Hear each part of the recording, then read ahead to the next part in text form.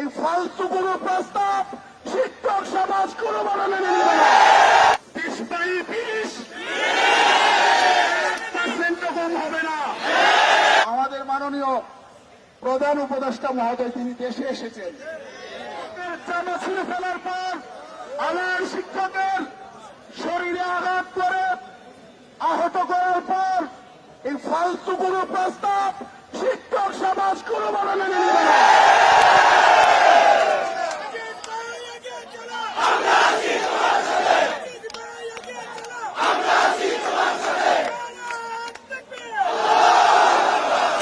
সহযোগিতাবৃন্দ, আমরা আমাদের জায়গায় একেবারেই পরিষ্কার। মিডিয়ার ভাইয়েরা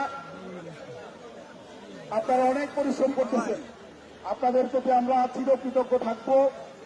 আমার অনেক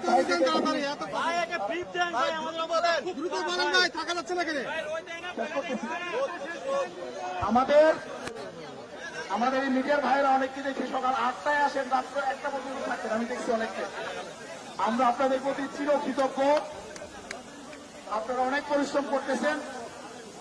আমি আপনাদের প্রতি জোটের পক্ষ থেকে কৃতজ্ঞতা প্রকাশ করছি।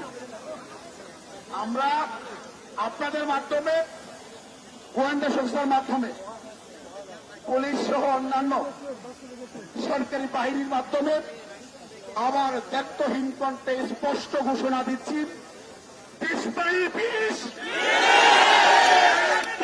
কম হবে না। 1500 মানে 1500, 1499 হবে না। 75 মানে 75%, 74 হবে না।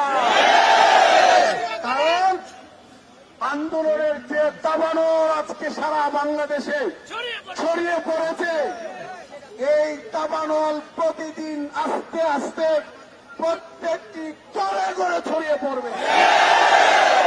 সুতরাং যত দ্রুত প্রজ্ঞাপন দিবেন তত দ্রুত আপনাদের মঙ্গল হবে, আমাদের মঙ্গল হবে। আমরা শ্রেণীকক্ষে ফিরে যেতে চাই। আমরা নিউজে দেখেছি আমাদের মাননীয় প্রধান উপদেষ্টা মহোদয় তিনি দেশে এসেছেন।